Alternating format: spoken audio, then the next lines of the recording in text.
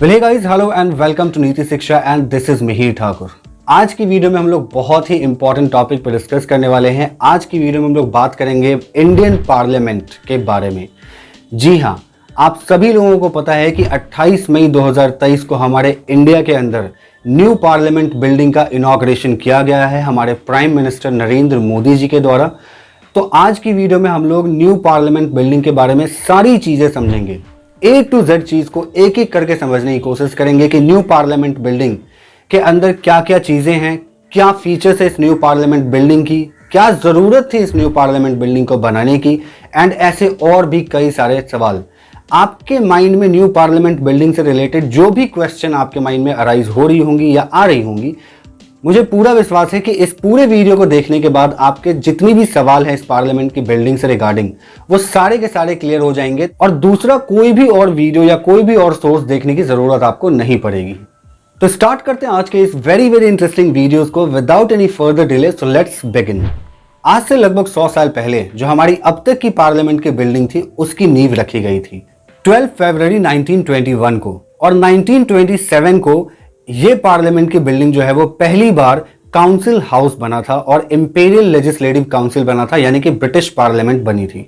लेकिन 1947 हमारा देश जब आजाद हुआ तो इंडिपेंडेंस के बाद इसे इंडिया की पार्लियामेंट बना दी गई। इस पार्लियामेंट की बिल्डिंग को ब्रिटिश आर्किटेक्ट सर एडवर्ड लेटन और हार्वर्ड बेकर के द्वारा बनाई गई थी। इस पार्लियामेंट को बनाने में लगभग 6 साल का समय लगा, 1921 से लेकर के 1927 तक। इस पार्लियामेंट को बनाने में करीब 83 लाख रुपीस का लागत आया था और इस पार्लियामेंट को बनाया गया था during the time of British empire. इस पार्लियामेंट को भी 2 पार्ट में बनाया गया था, राज्यसभा और लोकसभा के लिए। इसमें लोकसभा के अंदर टोटल 545 सीट्स थे और राज्यसभा में 245 सीट्स थे। बट टाइम टू टाइम यहाँ पे जैसे जैसे समय बीतता गया वैसे वैसे यहाँ पे जगह की कमी, नई टेक्नोलॉजी की कमी और ऐसे बहुत सारे ऑफिशियल वर्क में रुकावट आने लगी, जिस वजह से यहाँ पे जगह की और बढ़ोतरी की, कैपेसिटी को और बढ़ाने की जरूरत समझ में आने लगी सरकारों को। तो कई सारे गवर्नमेंट्स ने कोशिश करी कि पार्लियामेंट की नई बिल्डिंग्स बनाई जाए या फिर इसके जगह को और ज्यादा विस्तार किया जाए, इस जगह को और बढ़ाया जाए।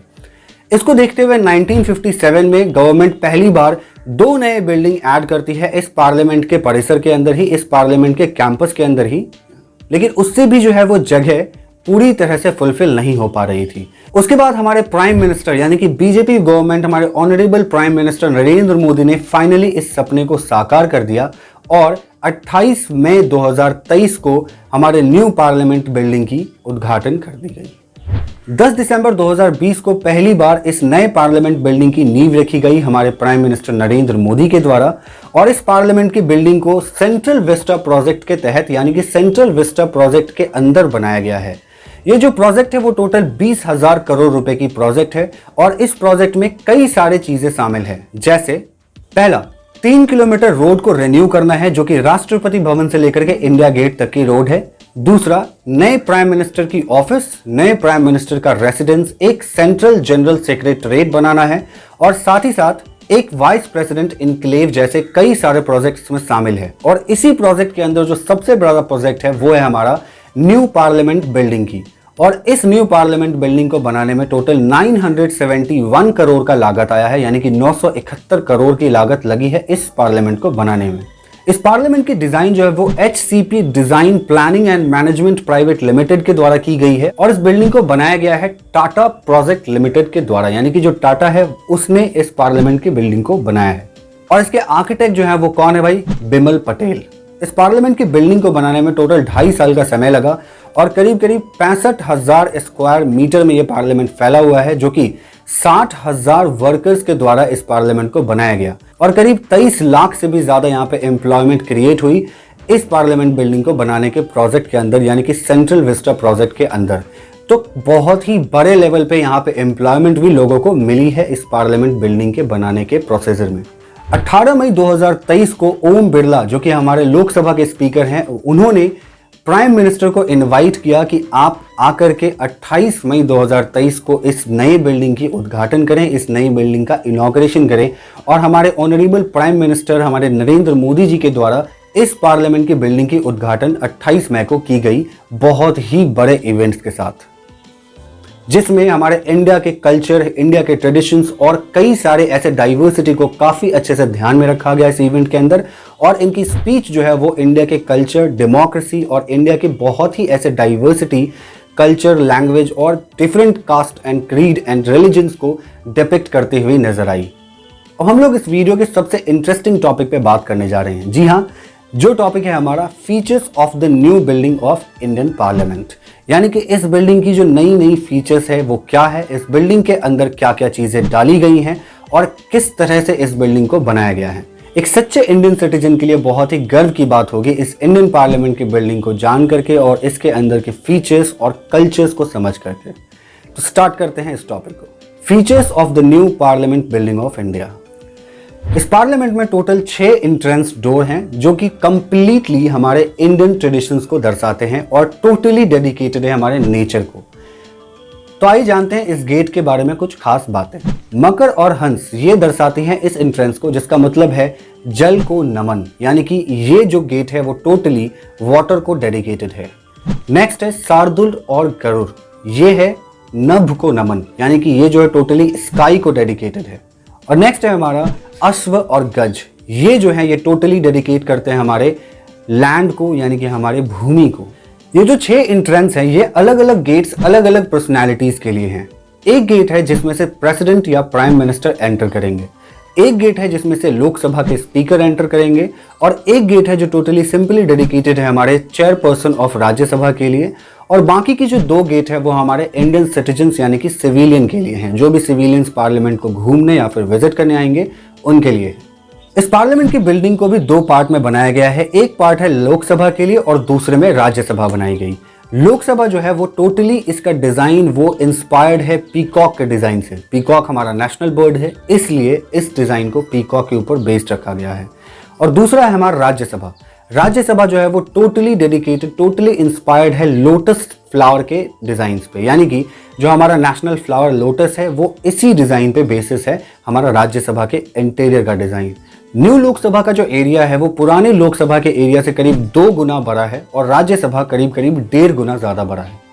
लोकसभा और राज्यसभा के अंदर एक सिविलियंस के लिए कॉरिडोर्स बनाई गई है। जो भी सिविलियंस यहाँ घूमने आएंगे, लोकसभा और राज्यसभा के अंदर विजिट करने आएंगे, वो सीधा ऊपर से उस कॉरिडोर से हमारे लोकसभा और राज्यसभा को देख सकते हैं।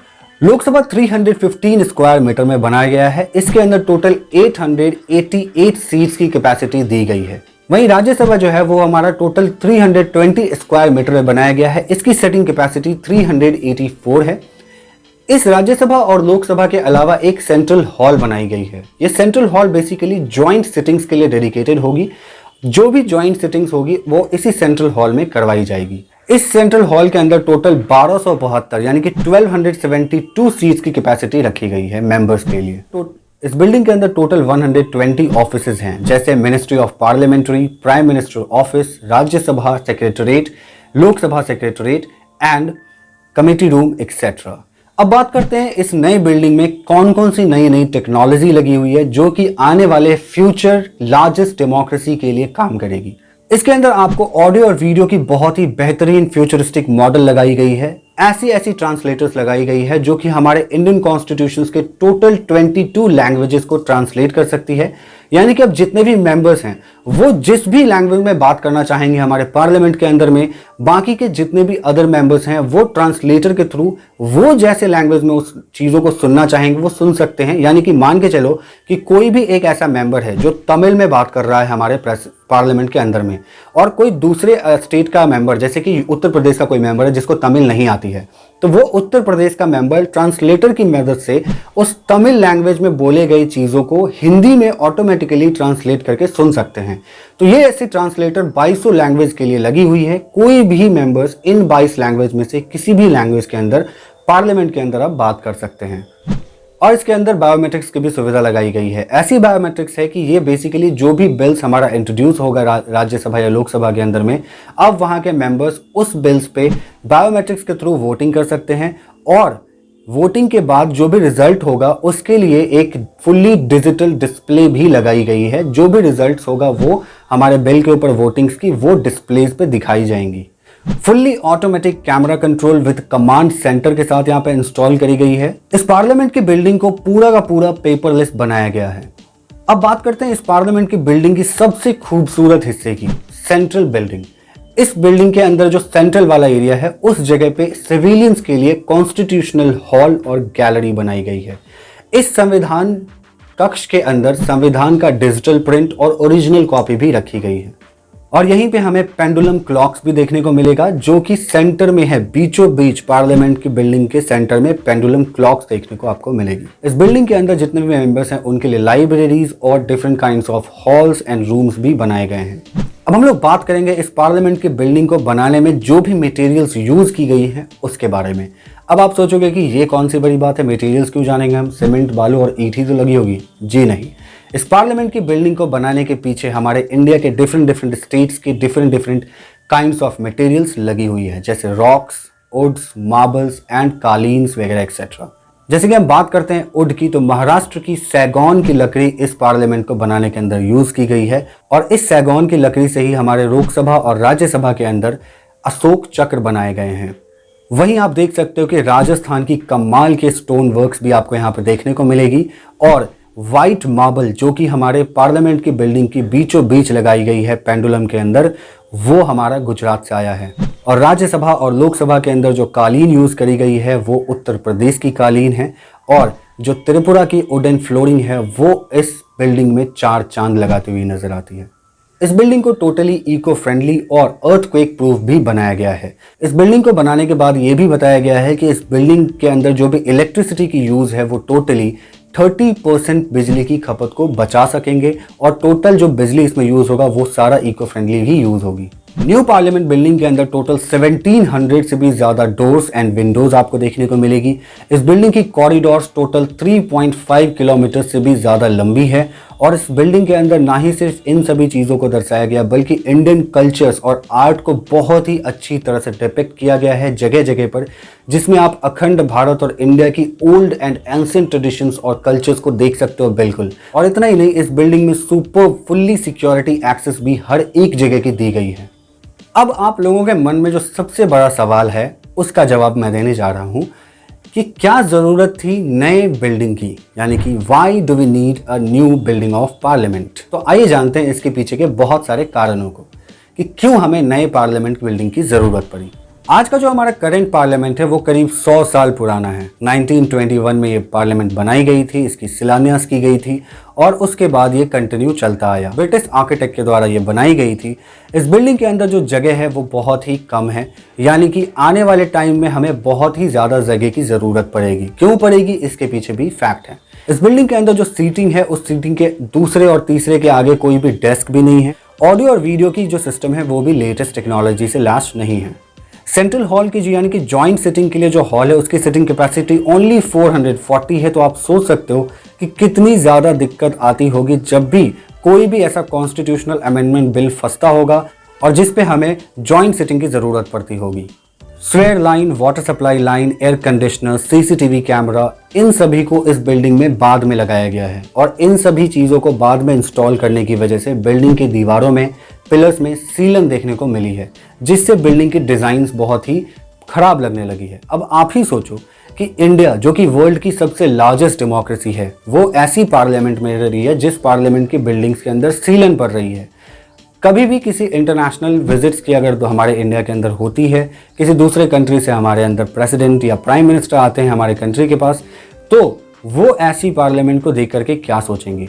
तो इंडिया को रिप्रेजेंट करने की चीज़ें जो हमारी राष्ट्रपति भवन है, हमारा जो पार्लियामेंट है, या फिर डिफरेंट काइंड्स ऑफ हमारे बिल्डिंग्स हैं जो कि नेशनल इंपॉर्टेंस के लिए बनाई गई है, नेशनल वर्क के लिए बनाई गई है, उसको इम्प्रूव करना, उसको फ्यूचरिस्टिक करना, नई टेक्नोलॉजी से लैस करना बहुत ही ज़्यादा ज़रूरी हो जाता है। ऐसे में इस बिल्डिंग के अंदर बाद में बहुत सारे ऐसे वायरिंग करी गई जिसकी वजह से शॉर्ट सर्किट भी हो सकती है। और ये बिल्डिंग करंट फायर नॉर्म के अकॉर्डिंगली नहीं बनाया गया है। और जब ये पार्लियामेंट बनाया गया था तब दिल्ली सिस्मिक जोन 2 में आता था, लेकिन आज के डेट में दिल्ली सिस्मिक जोन 4 में आता है, यानी कि यहाँ पे अर्थक्वेक का खतरा हमेशा बना रहता है। ऐसे में पार्लियामेंट की नई बिल्डिंग को भूकंप रोधक यानी कि अर्थक्वेक प्रूफ भी बनाना बहुत ही ज्यादा जरूरी था। जितने भी मेंबर्स के ऑफिसेज हैं, जितने भी मिनिस्टर्स के ऑफिसेज हैं, पुराने वाले बिल्डिंग्स में बहुत अलग अलग जगहों पे बनाई गई थी, जिस वजह से कोऑर्डिनेशंस में बहुत दिक्कतें आती थी।